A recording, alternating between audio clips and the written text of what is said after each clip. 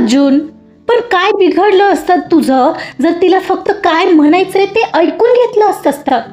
ती काय तुला कटघरात उभा करणार होती का? अगं दुर्वा, पण अर्जुन, तुम्हा मुलांचा ना हाच प्रॉब्लेम आहे. मुलींची मानसिकता तुम्हाला कळतच नाही. एखादी मुलगी तिची काहीतरी गोष्ट तुमच्यापाशी शेअर करायला येते कारण तिला त्यावर उत्तर हवं असतं असं नाही. तिला फक्त तुम्ही ऐकून घ्यावं एवढीच इच्छा असते रे. ती काय तू असंच का केलं असं म्हणत भांडायला आली नसणार. साध्या गोष्टी कळत नाहीत तुम्हाला. मुली स्वतःचे प्रॉब्लेम सोडवायला समर्थ असतात अर्जुन, आणि शी इज इंडिपेंडंट गर्ल. दुर्वाने आता खडसावलं तसा तो एकदम गप्प बसला. आपण ऐकत आहात अध्यायम या कथेचा पुढचा भाग सुरू करण्याआधी प्लीज माझ्या चॅनलला सबस्क्राईब करून घ्या आणि आधीचे पाठ ऐकले असल्याची खात्री करून घ्या. चला सुरुवात करतीये. अध्यायम भाग 55. त्याला ज्यावर बोलायचं नव्हतं तिनं त्याच विषयावर दिलेलं स्पष्टीकरण पाहून त्याला त्याच्या रागावर कंट्रोल ठेवता आला नव्हता आणि आता भांडण आणखीन विकोपाला गेलं होतं. त्यानंतर सर्वात शेवटी आलेला तिच्या त्या मेसेजने तो चांगला जागेवर आलेला. अर्जुन तिला खूप कॉल करत होता पण तिनं एकही उचलला नाही. आता मात्र तो चांगलाच टेन्शनमध्ये आलेला. ती आता फोन उचलत नव्हती आणि आता तर त्याची झोप ही उडून गेली होती. एवढ्यात त्याला दुर्वाचा कॉल येऊ लागला. त्याने तो लगेचच उचलला. हा अर्जुन, बोला. आत्ताशी आले बघ झोपायला. बोल, काय झालं? बोलली का ती नीट? दुर्वा, खूप मोठा प्रॉब्लेम झाला यार. मला नाही जमलं माझा राग कंट्रोल करायला. काय झालं? काय नीट सांगशील का? यार, मला त्या दुपारच्या विषयावर बोलायचं नव्हतं तिच्याशी, कारण ऑलरेडी गिल्टी फील करत होतो मी. पण ती तोच विषय घेऊन बसलेली. बोललो होतो मी तिला दुपारीच की तो विषय सोड, पण आताही तिचा त्यावरच मेसेज आला आणि मी तिला बडबड केली. व्हॉट? अरे म्हणजे ती नॉर्मली बोलत होती याचा अर्थ? ओहो अर्जुन, तुम्हा मुलांचा प्रॉब्लेम काय असतो रे?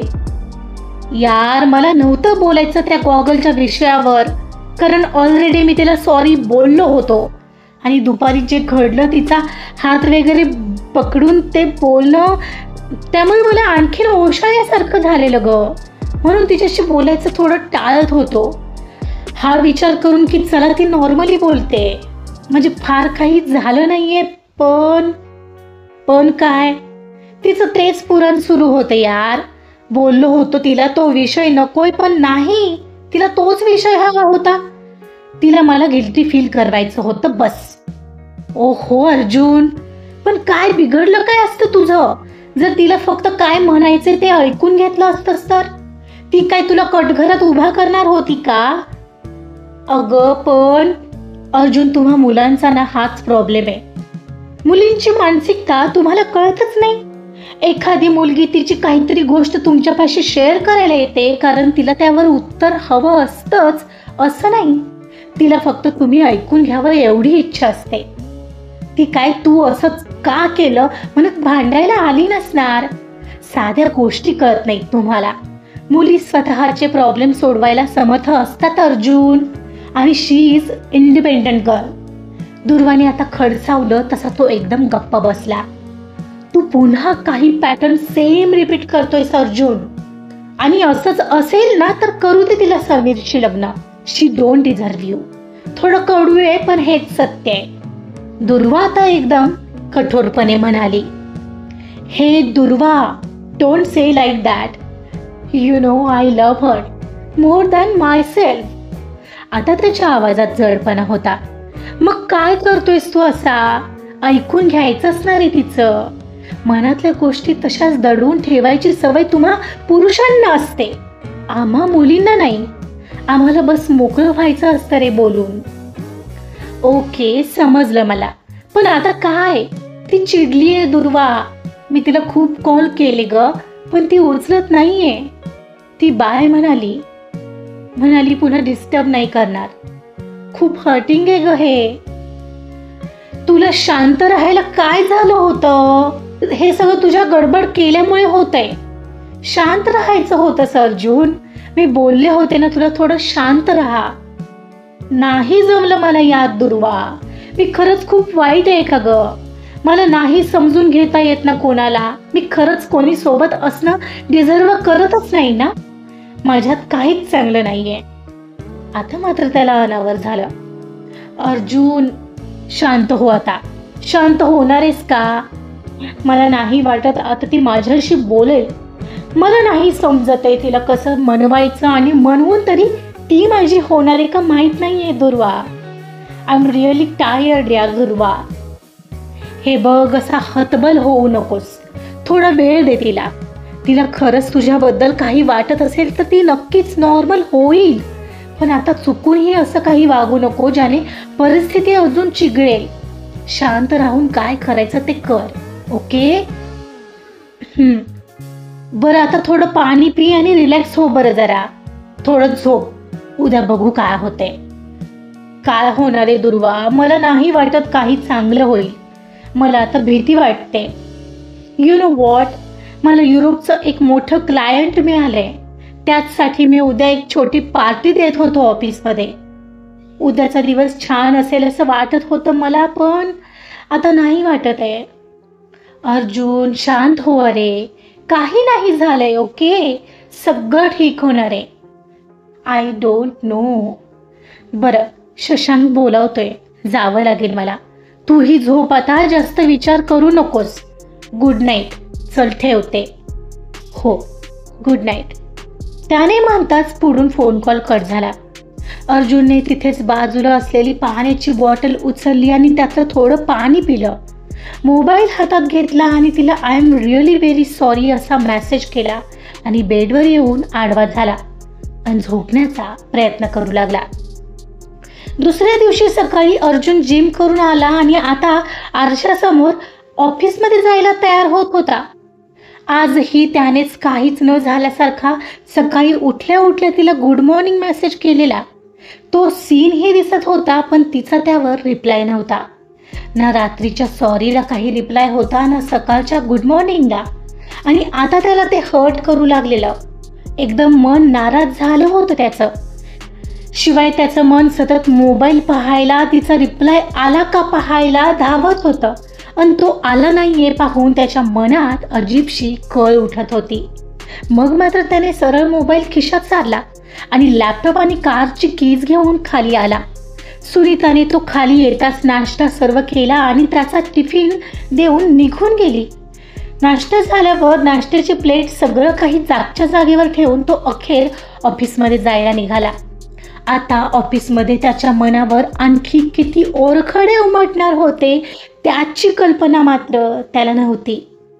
ऑफिसमध्ये अर्जुन पोहोचल्यावर तो त्याचा मूड जरा स्थिर करण्याचा प्रयत्न करत होता. त्याला माहीत होतं की आजचा दिवस महत्त्वाचा आहे. सायंकाळच्या तयारीसाठी आताही तो समीर सोबत बाहेर होता, पण मनाच्या एका कोपऱ्यात अक्षयाचा विचार त्याला स्वस्थ बसू देत नव्हता. ती अजून आली नव्हती आणि कुठेतरी तिच्या येण्याचीच तो वाट पाहत होता. सकाळपासून तिनं कोणत्याच मेसेजला उत्तर दिलं नव्हतं आणि आता अर्जुनच्या मनात विचारांचं वादळ उसळत होतं. तो सतत त्याचा मोबाईल चेक करत होता. जरी ती रिप्लाय करणार नाही हे माहिती होतं तरीही तो मोबाईल पाहण्यापासून स्वतःला थांबवू शकत नव्हता. ती आज ऑफिसला येईल तर ना, आणि आली तर तिच्या चेहऱ्यावर काय भाव असेल? का तीही मला इग्नोर करेल जसं मी काल तिला केलं? त्याला या विचारानेच अस्वस्थ होत होतं. आणि एवढ्यात ती आत येताना दिसली. ऑफिसच्या दरवाजातून ती प्रवेश करत होती. ब्लॅक कलरची साडी नेसलेली तिने. ती साडी सावरतच आत शिरलेली. तिला असं साडीत पाहून अर्जुन पाहतच राहिला क्षणभर. साडीत ती नुसतीच सुंदर दिसत नव्हती, तर एखाद्या गूढ परीप्रमाणे भासत होती. त्या ब्लॅक रंगाच्या साडीत तिच्या चेहऱ्यावर असणारा ग्लो, तिचा गोरा रंग आणखीनच खुलला होता. तिच्या डोळ्यात आज वेगळीच चमक आली होती. चालण्यात एक आत्मविश्वास आणि ॲटिट्यूड होता. आणि तेच तिचं तिलस्मी रूप पाहून अर्जुनच्या हृदयावर एक वीज कोसळल्यासारखीच झाली होती. अर्जुनची नजर नकळत तिच्यावर खिळली होती. एव्हाना ती त्याच्यापर्यंत आलेली, पण त्याला तिच्याशी बोलायला शब्दच सापडत नव्हते. गुड मॉर्निंग समीर म्हणत तिनं त्याच्याकडे अगदी सहज दुर्लक्ष केलं आणि समीरला ग्रीट करून निघूनही गेली. हे गुड मॉर्निंग अक्षू, समीर म्हणाला. अगदी अनोळखी वाटावी इतक्या शांतपणे त्याच्याकडे दुर्लक्ष करत ती निघून गेली होती. तिने त्याच्याकडे एकदाही पाहिलं नव्हतं. उलट जणू तू तिथं नाहीच आहे असं भासवण्याचा प्रयत्न करत ती थेट आपल्या डेस्ककडे गेली आणि ती तिच्या जागेवर जाऊन बसली. सर मी आलोच म्हणत समीर ती आली म्हणताना लगेचच तिच्याकडे निघून गेला. त्याला मात्र हृदयावर कोणीतरी ओरखडा मारावा असंच झालेलं. त्याच्या आता लक्षात आलं समीरनेही ब्लॅक कलरचा शर्ट घातला होता आणि अक्षयाने सुद्धा ब्लॅक कलरची साडी नेसलेली. याचा अर्थ दोघांनी ठरवून असा पेहराव घातलाय. अर्जुनच्या मनात आता अस्वस्थता भरू लागलेली. ती चिडली आहे, साहजिक आहे, ती चिडणारच ना कोणीही असं वागल्यावर. Arjun you fool, you don't deserve her. दुखावलंस तू तिलाही. संपलं सगळं.